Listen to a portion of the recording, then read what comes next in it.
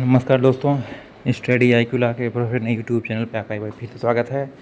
AIB 20 exam the Indian penal code भारतीय दंड संहिता पार्ट सेकेंड है। मोस्ट इम्पॉर्टेंट क्वेश्चन है एग्ज़ाम के पॉइंट ऑफ व्यू से। चैनल को सब्सक्राइब कर लेंगे। सबसे पहला क्वेश्चन है आपका, क ने ख को य की हत्या करने के लिए उकसाया, ख ने ऐसा करने से इनकार कर दिया, क ख के अपराध करने का दोषी है। तो किस प्रकार का दोषी है क ने? तो इसका राइट आपका एक ऑप्शन है दुष्प्रेरण, बी है हत्या का प्रयास, सी है पिटाई का प्रयास, डी है इनमें से कोई नहीं। तो राइट आंसर आपका अबेटिंग दुष्प्रेरण है, यानी कि उकसाया गया है, उकसाने का उसने अपराध किया है। सेकंड क्वेश्चन पे चलते हैं। क ने यह ख को यह की हत्या करने के लिए उकसाया, अपराध नहीं किया गया। यदि ख ने यह की हत्या की होती तो वह दंड का भागी होता। ए है मौत या आजीवन कारावास, बी है 7 वर्ष की सज़ा, सी है 5 वर्ष की सज़ा, डी है 10 वर्ष की सज़ा। राइट आंसर ए है मौत या आजीवन कारावास। थर्ड क्वेश्चन पे चलते हैं हम।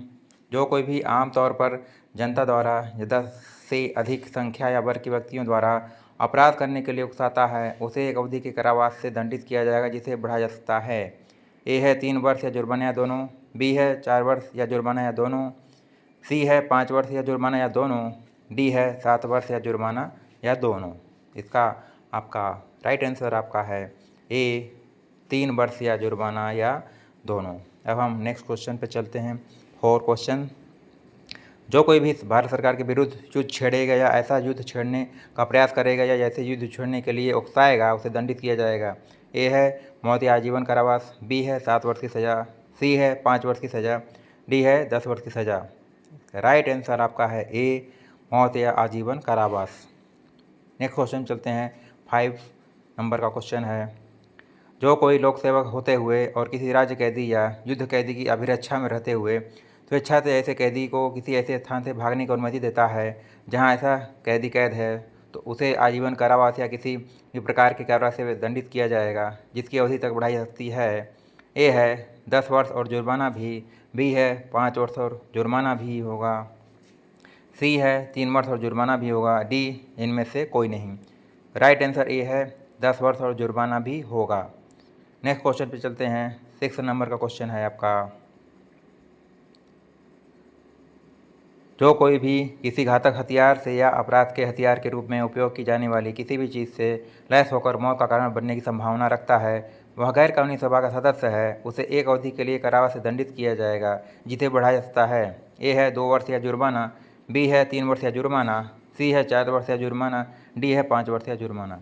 इसका राइट आंसर है 2 वर्ष या जुर्माना। ऑप्शन ए इसका राइट आंसर है। इसके बाद नेक्स्ट क्वेश्चन पे चलते हैं। 7 क्वेश्चन आपका है, जो कोई भी दंगे का दोषी होगा उसे किसी भी अवधि के कारावास से दंडित किया जाएगा, जो कि बढ़ भी सकता है।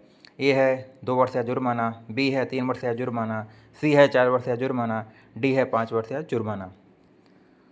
तो आपका दंगे के जो दोषी होंगे उनके लिए जो सज़ा है उसका राइट आंसर ए है 2 वर्ष या जुर्माना। इसका हम नेक्स्ट क्वेश्चन 8 नंबर पर चलें। जो कोई भी रिश्वतखोरी का अपराध करेगा उसे एक अवधि के लिए कारावास की सज़ा दी जाएगी, जो बढ़ सकती है। ए है 1 वर्ष या जुर्माना, बी है 3 वर्ष या जुर्माना, सी है 4 वर्ष या जुर्माना, डी है 5 वर्ष या जुर्माना। तो इसका राइट आंसर है 1 वर्ष या जुर्माना। इसके बाद हम नेक्स्ट क्वेश्चन पे चलते हैं। 9 क्वेश्चन पे, जो कोई मिथ्या साक्ष्य देगा या गढ़ेगा इस आशय से यह संभाव जानते हुए कि वह किसी व्यक्ति को ऐसे अपराध के लिए दोष सिद्ध कराएगा जो भारत में तत्समय प्रवृत्त विधि द्वारा मृत्युदंड योग्य है, उसे आजीवन कारावास या कठोर कारावास से दंडित किया जाएगा, जिसकी अवधि ए है 10 वर्ष और जुर्माना भी होगा, बी है 5 वर्ष और जुर्माना भी होगा, सी है 3 वर्ष और जुर्माना भी होगा, डी है उपरोक्त में से कोई नहीं। तो इसमें आपका जो राइट आंसर है 10 वर्ष और जुर्माना भी होगा। इसके बाद हम नेक्स्ट क्वेश्चन चलते हैं। 10th क्वेश्चन पे, क यह जानते हुए कि ख ने यह की हत्या कर दी है, ख को सजा से बचाने के इरादे से थ को छिपाने में ख की सहायता करता है, क किस प्रकार के कारावास के लिए उत्तरदायी है। ए है 7 वर्ष और जुर्माना भी, बी है 5 वर्ष और जुर्माना भी, सी है 3 वर्ष और जुर्माना भी, डी है एक वर्ष और जुर्माना भी। इसका राइट आंसर आपका है ऑप्शन ए 7 वर्ष और जुर्माना भी। तो इस तरीके से रहा दोस्तों क्वेश्चन। आपको मेरे जो भी डायरेक्ट सेक्शन वाइज होंगे आपको एग्ज़ाम में उसको सबसे पहले अटैम्प्ट करने हैं। उसके बाद आपको ये जो मैं क्वेश्चन करा रहा हूँ इसको बाद में आपको करने हैं, क्योंकि आपको ये कॉन्सेप्चुअल क्वेश्चन होते हैं। आपको पहले सोचना होता है, उसके बाद आपका इसका आंसर देना होता है। और चैनल को सब्सक्राइब कर लें और पूरा वीडियो देखा करें ताकि आपको पूरी नॉलेज हो सके। धन्यवाद।